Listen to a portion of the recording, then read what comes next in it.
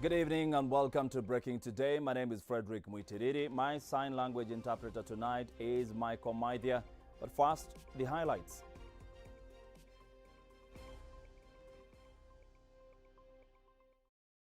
Nairobi Governor Mike Sonko will defend himself against all allegations leveled against him by Nairobi MCAs before all 67 senators. NAS's strike enters day 3 as KNUN justifies its strike and vows to continue until their demands are met. And Kenyans oppose governor's proposition of halting inter-county movements during the Christmas holiday.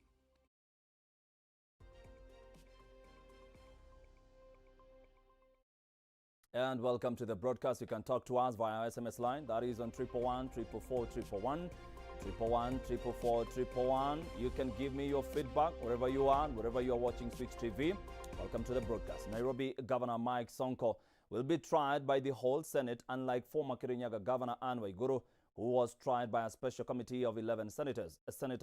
Senate Speaker Kenneth Lusaka has said that the decision was reached after the Senate Majority Leader Samuel Pogisho declined to give notice of motion for the formation of 11 members to investigate allegations against Sonko. Maluse Meshak reports. The fate of Nairobi Governor Mike Sonko now lies with the whole Senate after Senate Speaker Kenneth Lusaka ruled that the case will be tried at the plenary. The Majority Leader, having withdrawn or otherwise abandoned the notice of motion, and therefore the motion, the route of committee is therefore abandoned, and that now, order members, and that now means that the Senate will investigate this matter in plenary. The decision was reached after the Senate Majority Leader Samuel Pogisho declined to give a notice of motion for the formation of 11 members to investigate allegations against the county board. I know that the Leader of Majority, in whose name the notice of motion, at order number 3, in today's order paper has failed to give notice of the motion set out under order number 4. As a result, both orders become the subject of standing order number 56 and 59, respectively. In his ruling, Lusaka has said the case will be heard on 17th and 18th of this month. Sonko will be given a chance to defend himself before the 67 senators, after which vote will be carried out. I therefore wish to inform you that I will be gazetting Thursday 17th December 2020 and Friday 18th December 2020 as the dates on which the Senate shall undertake the investigations of this matter in plenary. Shortly before the session began, the Business Committee had proposed 11 members who were to investigate the governor.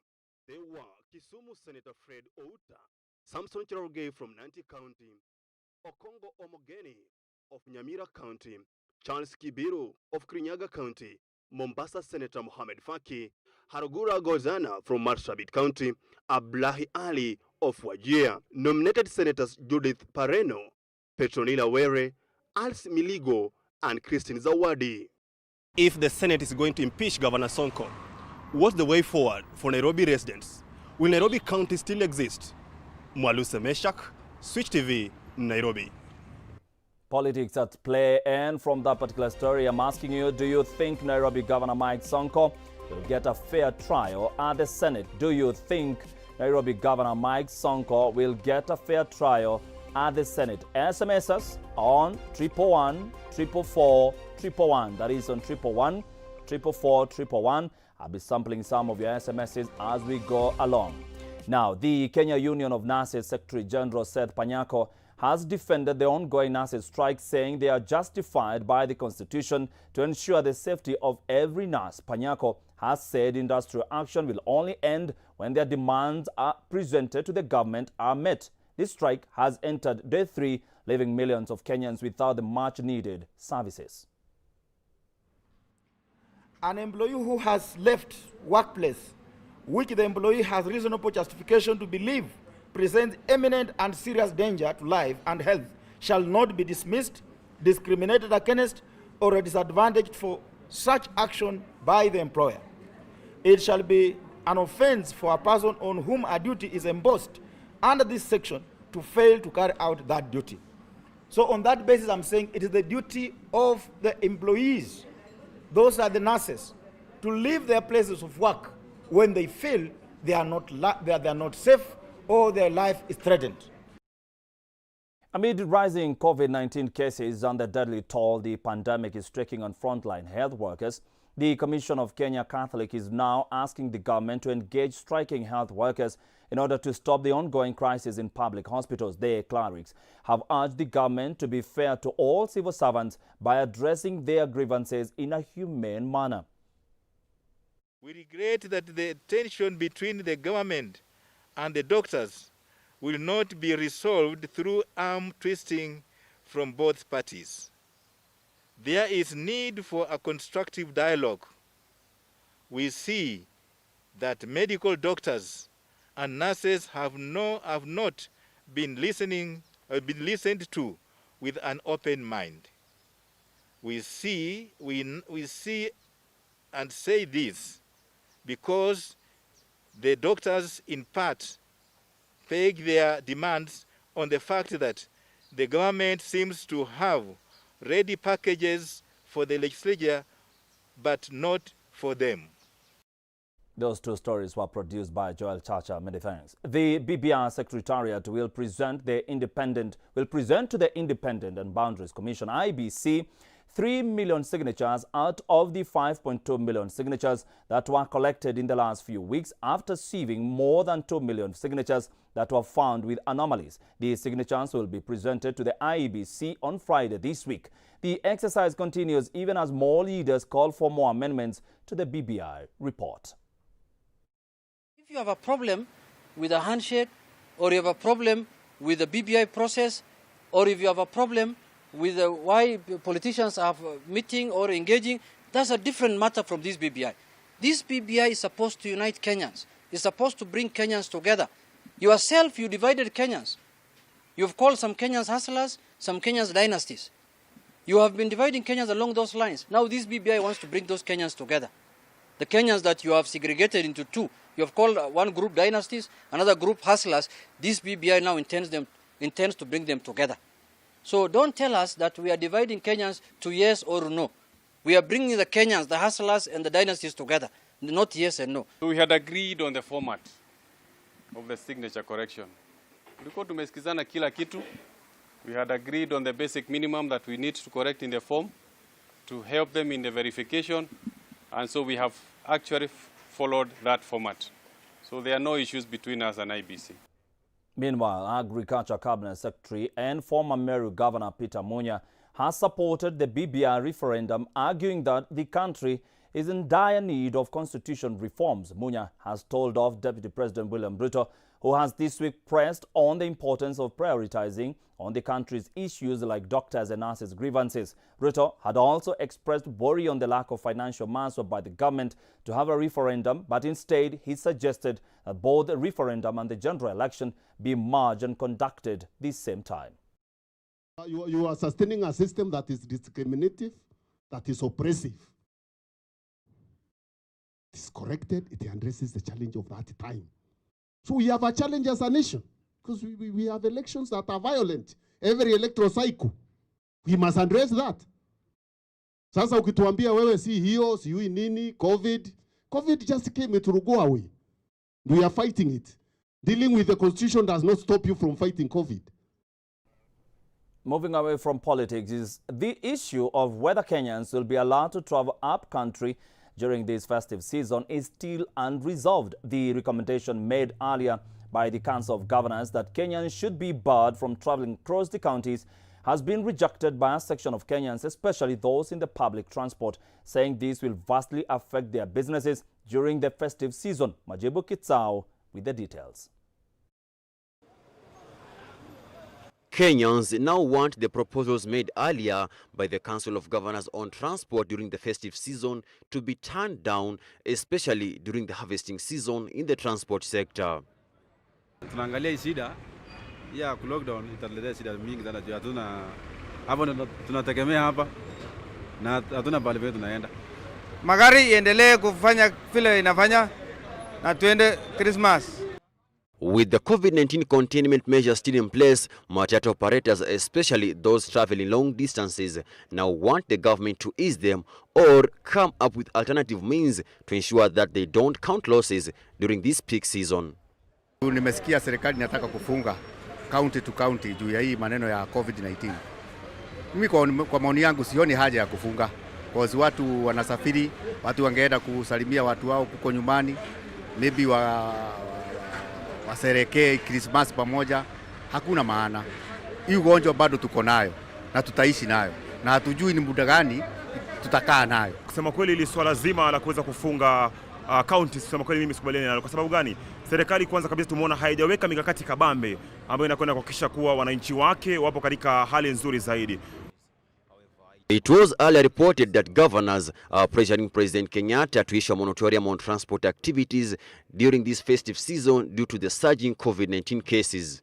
The most targeted counties are Nairobi, Mombasa, Kilifi, Kiambu, Machakos, Kisumu, Busia, Kajiado and Uasin Gishu, which have been recording high number of COVID-19 cases in the recent days. It is during this time that majority of Kenyans usually travel up country to utilize the little time to interact with their relatives. However, it might not be the case this year if the government is going to uplift the governor's demands. Reporting for Switch TV, my name is Majibu Kitao. The man with a name that sounds like a book, Kitsao. President Uhuru Kenyatta and visiting Ethiopian Prime Minister Abiy Ahmed have inaugurated the Moyale one-stop border post that is meant to improve the trade amongst the two nations. The two head of states also commissioned 500-kilometer Hawassa-Hagere-Mariam Moyale Road, which is part of Trans-African Highway and a key segment of Mombasa-Nairobi-Addis Ababa transport corridor. Hadia Masiwa with the details. For centuries, the Moyale border has been home to Ethiopian and Kenyan citizens coexisting peacefully as one. Speaking to Moyale town residents, President Uhuru Kenyatta said the official ushering in of the Moyale one-stop border post has come as a chance for both countries to strengthen the existing strong symmetrical relations between them. And we must also work together because we cannot establish an economic victory if we are consistently also going to be having security challenges.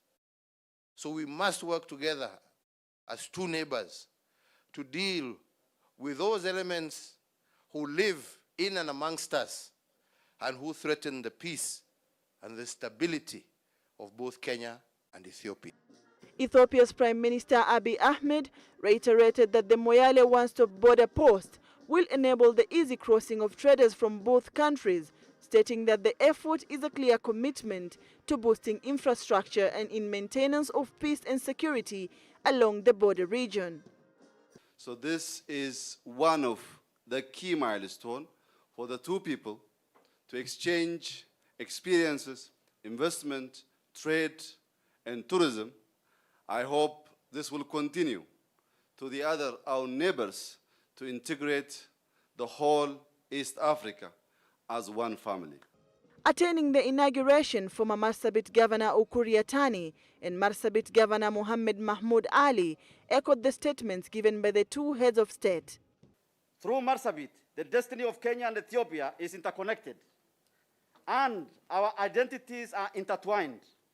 I am happy and proud that the senior leadership of our countries, His Excellency President Uhuru Kenyatta and His Excellency Prime Minister Dr. Abiy, believe in the shared identity of our people and the common destiny of our countries. Through this project, Your Excellencies, our national treasury draws synergies with that of Ministries of Foreign Affairs, Interior and National Coordination, East African Community, Transport and Infrastructure and Trade.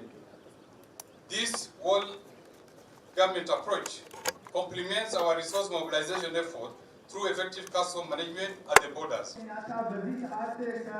The commissioning of the over 800 million Kenya shillings border post had been postponed last year due to the tension at the border, despite being completed in 2018.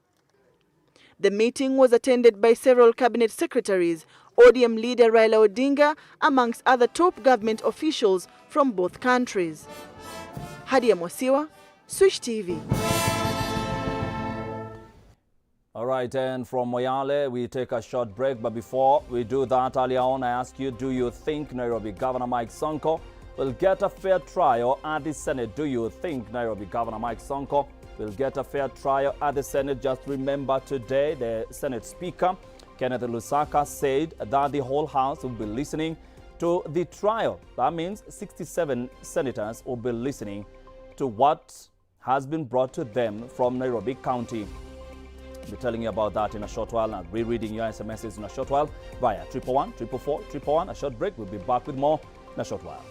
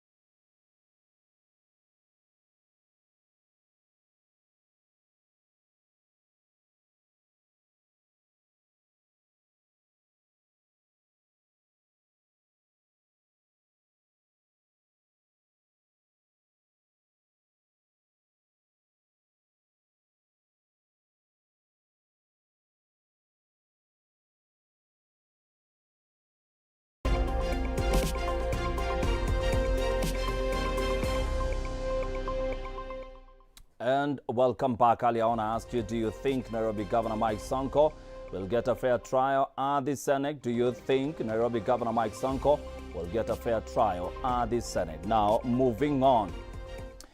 Judiciary has been ranked as the most corrupt institution in the country, followed by National Police, according to a report by Transparency International. This is even as the country marked the World Anti-Corruption Day in Domberi, Kiambu County. Namukana Summer reports. The Maraga-led arm of government has been ranked as the most bribery-prone institution in the country, followed by the police, who in 2017 topped the list. This is attributed to the reduced funding to the judiciary by the government, according to governance expert Philip Mwangale. Judiciary. And partly it's because we have judicial officers who have aided the dragging of cases, and secondly because again judiciary is underfunded. Lack of political goodwill in the fight against corruption has caused a spike in corruption cases in the country, whereas some public officers are believed to use public institutions to score political points in the name of fighting graft. And there have been lapses in all these stages. One, you've had police undertaking investigations because they have been prompted politically.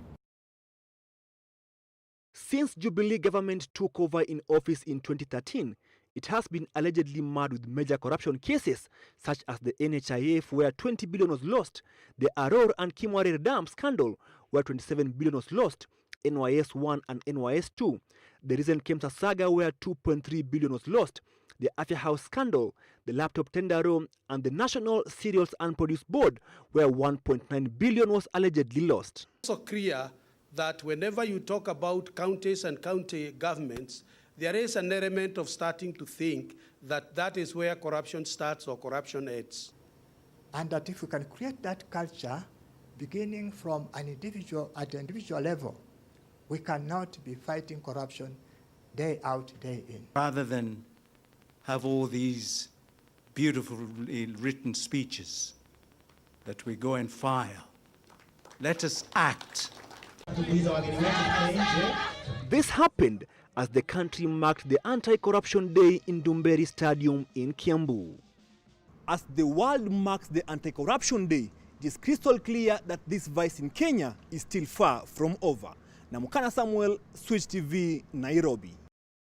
We head to international news with a series of lawsuits by the Trump campaign and its allies claiming widespread voting fraud in Pennsylvania. The U.S. Supreme Court has refused to overturn Trump's Pennsylvania loss. Harriet Chimea files the report. The U.S. Supreme Court dealt the latest blow to Donald Trump's effort to overturn his election loss when it denied his allies' attempt to block the certification of votes in key state Pennsylvania. The nation's highest court, which includes 3 Trump-appointed justices out of 9, did not explain its decision, and none of the members expressed dissent. The president reached out to House Speaker Brian Cutler after losing a slew of legal challenges to Pennsylvania's election results, which have already been certified in President-elect Joe Biden's favor by the Department of State. More than a month since the November 3rd election, Trump still refuses to concede to Democrat Joe Biden, who has a 7 million vote lead and continues to make baseless claims of fraud. Well, we're going to have to see who the next administration is, because we won in those swing states, and there was terrible things that went on. So we're going to have to see who the next administration is. And hopefully the next administration will be the Trump administration, because you can't steal hundreds of thousands of votes. You can't have fraud and deception and all of the things that they did and then slightly win a swing state. Trump and his allies have filed dozens of lawsuits in several key states, almost all of which have been thrown out by the courts. We will indeed keep America great. We will keep it so great.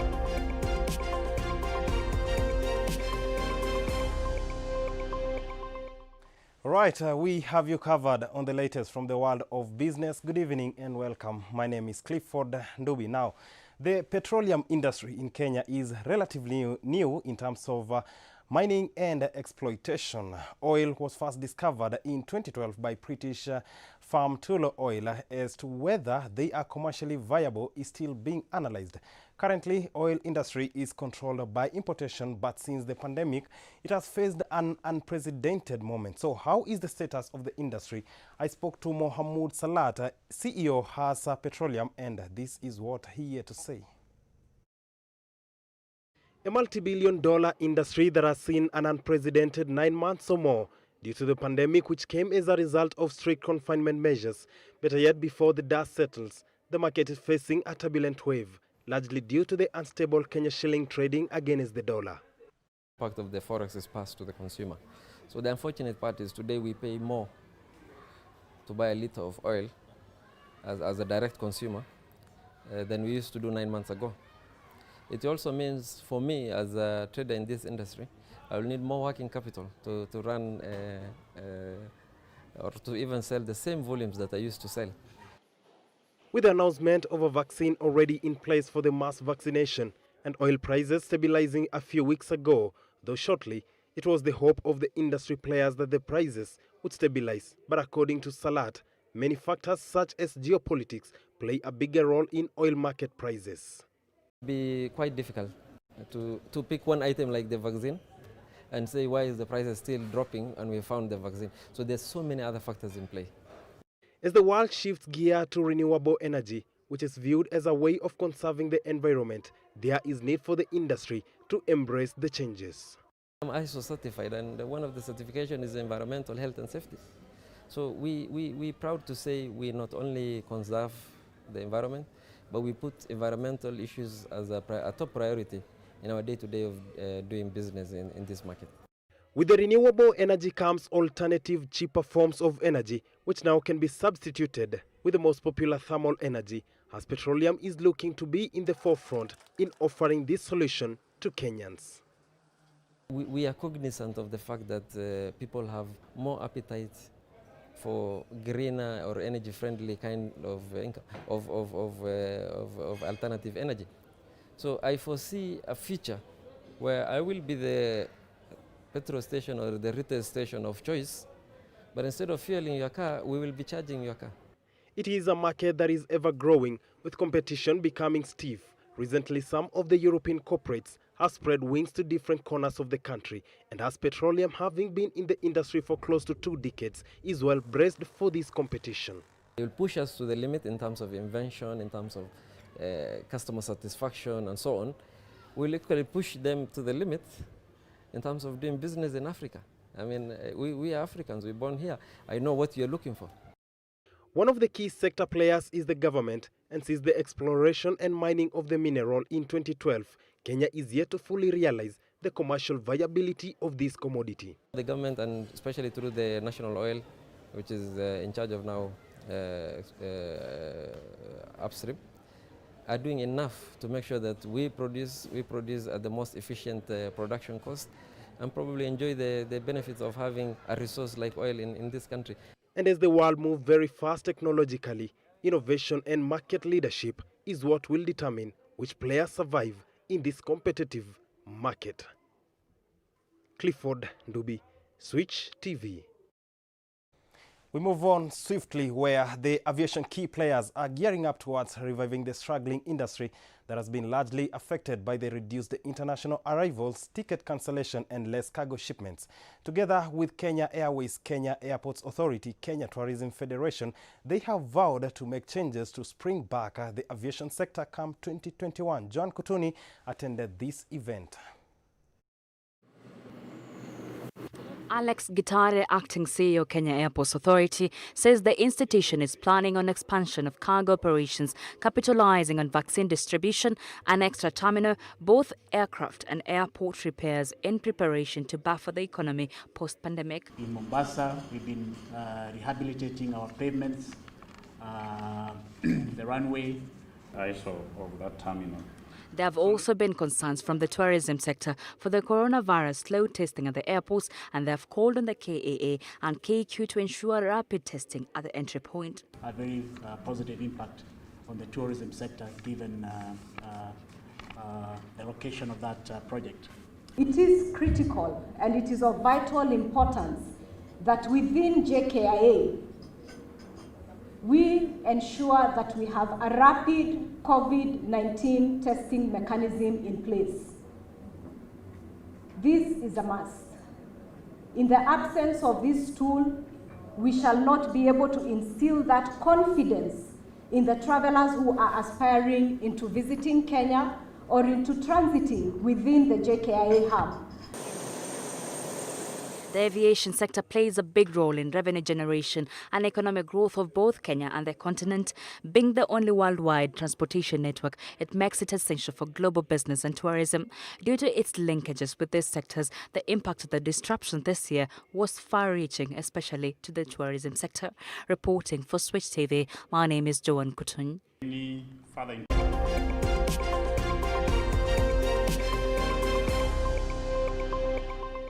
All right, that's all we had for you from the business world. Up next is sports and news. Frederick, take it away.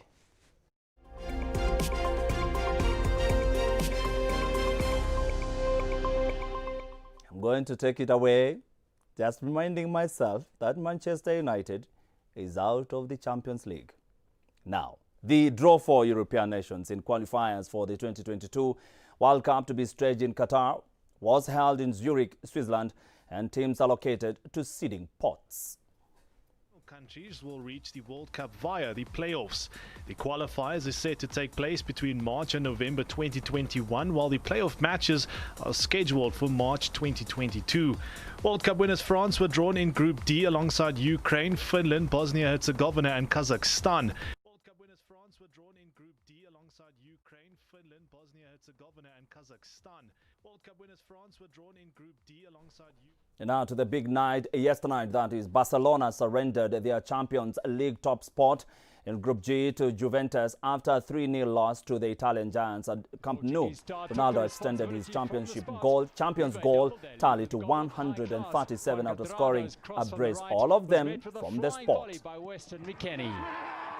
A penalty was awarded and Cristiano Ronaldo made it 3-0 with the second solid strike. We're determined to go down fighting. Now Klaassen, click back to Capella. Jorginho made no mistake from the spot as the sides went into the break with the score tied at 1 apiece. United were exposed badly in defence in the second minute and were severely punished by a player on loan from Manchester City as Angelino blasted the ball beyond David De Gea for his 7th goal of the season. Again, United's defence was run ragged before Amadou Haidara thumped the ball home from the right. Seconds later, it was the United defence that was exposed again. Substitute Justin Kluivert finishing with aplomb for his second goal.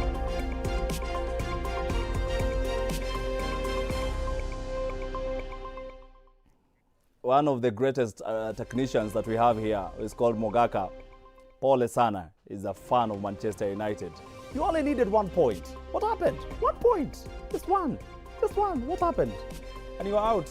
Welcome to Europa, the home of Zebra United. Anyway, some of the SMSs that came through. Ernest Mananga, thank you so very much. Watching as always from Utawala.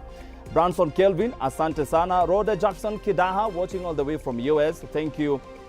Hilary Ingati, asante sana. Unasema mwelekezi apewe ngumi. Asante. All right, thank you. Many thanks for watching Switch TV tonight and watching Breaking Today. My name is Frederick Muitiriri. Do have yourself a good night. My sign language interpreter was Michael Maidia.